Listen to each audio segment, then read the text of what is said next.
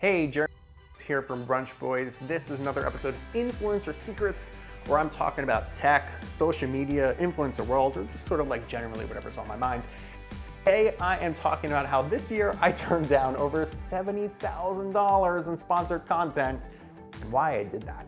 Let's talk about how I make money and how influencers make money. Now, when I say it turned down $70,000 this year, this isn't a video about me being all high and mighty about the ads that I do on Brunch Boys. I think it's just like the reality of how this world works for influencers. I think it's a reality that most of you guys don't really understand.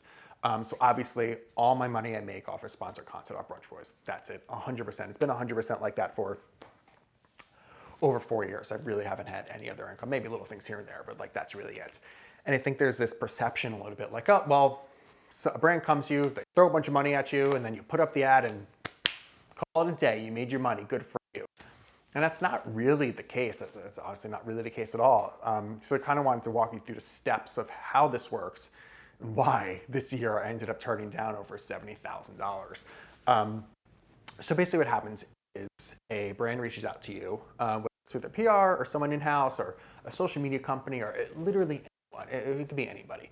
They reach out to you and they have a campaign. They say, hey, we're going to promote this idea that we've come up with for a product. We want you to get that message out there to your audience.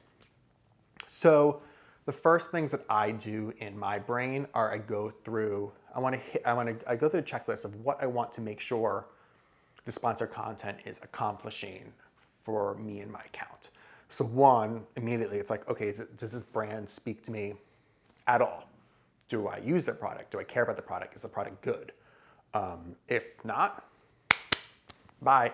And I'd say already that cuts out like 50% of the people that email me. I'm just like, I don't want to work with you on any level. Bye later.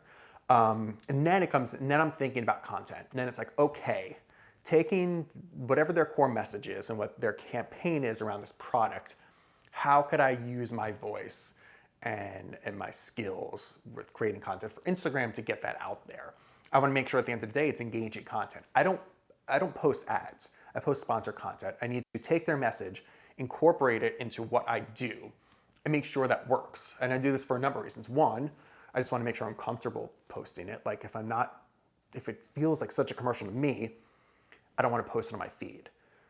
Two, I want it to be engaging. Listen, at the end of the day, everything I post, paid for or not paid for, I want to make sure is engaging, because that's, at the end of the day, how I make all my money, is making sure that my stuff that I post is the most engaged it can be. So I go through that. So usually I come up with some general idea of like what I'm thinking I want to do for this, and I pitch it to them like very general. And then sometimes they say yes, so sometimes they say no. And I say, if they say no, I'm like, well, this is what's going to work. I don't want to post something that doesn't work. So then some of those out the door, bye.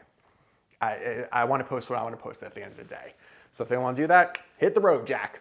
And then listen, honestly, it comes down to money. There's never like a set number in my brain of what I charge for these ads. People ask me all the time, what's your rate? I'm like, it all depends. It depends on like what the package is, who's asking. Some brands have a lot of money, some brands have smaller money. I don't want to just cut out the smaller brands just because they don't have enough of a budget.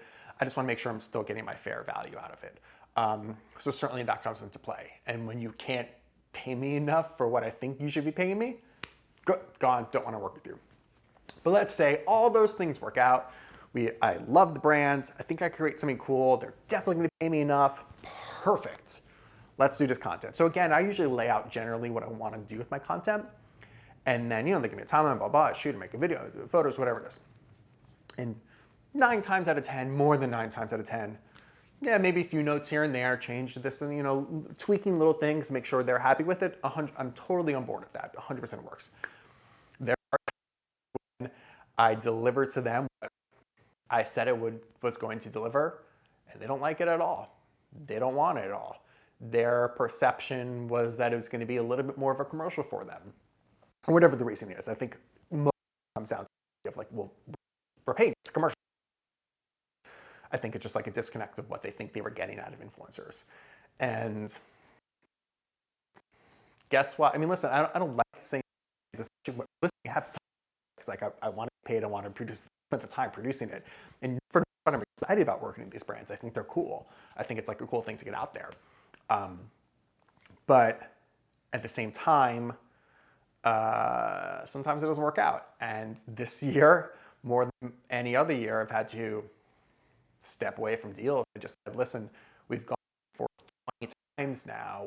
I felt like I've been giving in a little bit here and there to try and make you guys happy, and we're still very, very far apart. So I'm sorry, but we just can't continue this deal, which sucks. That's not ideal. Honestly, in the years I've been running Brunch Boys, it's happened maybe 2 or 3 times when it's gotten that far. We still had to say no. It's not fun. It's not. It's not pleasant. You know, you want to do well for this brand, especially because a lot of times the connections represents a lot of brands, and you really want to do well for them. But if it's not going to work out, it's just not going to work out. If it's not going to be a good fit, it's not going to be a good fit. Now listen, saying this, I understand I'm in a good position where I have a lot of incoming ads, where I have a little bit more power to say no to things. I think there's certainly influencers out there that don't necessarily always have that power. They feel like I don't get the opportunities, I have to say yes. But you know, I say to them, like, still, your value as a person, and any value, dollar value that a brand, it just is. I think by making your account more valuable, you'll get more opportunities at the end. And I think most accounts are like me in the way I view these things. There are certainly accounts that aren't. There are accounts I follow where literally every single day it's a commercial for something else. And I'm like, there's no authenticity left here. And I understand. I think it's a balance that you really try and achieve, especially with me. Sometimes it doesn't happen. Sometimes it's a couple days in a row of sponsored content. But in my brain, I'm like, okay, well, you know, I went a month without posting anything sponsored content-wise. It just sort of happened that I had to get these up around the same time, which I sort of push back for. But at the end of the day, again, I choose things that I think are going to speak to you. I think it's things you're going to enjoy. I can't please everybody all the time. So there's certainly going to be brands that pay me that you don't like, and there's new brands that pay me that you guys love. It's finding the balance between. But yeah, I think that hopefully this opened your eyes to a little bit more how this world works and what goes behind those pieces of content that you guys see. So let me know in the comments below, what you think. Make sure you like this video, share this video. It's such amazing feedback on these type of videos. Like literally you guys like sharing in stories and commenting hundreds and hundreds of messages and comments, long comments, like paragraphs long. It's really cool to continue the conversation that way. So keep the conversation going, and I'll talk to you guys next time.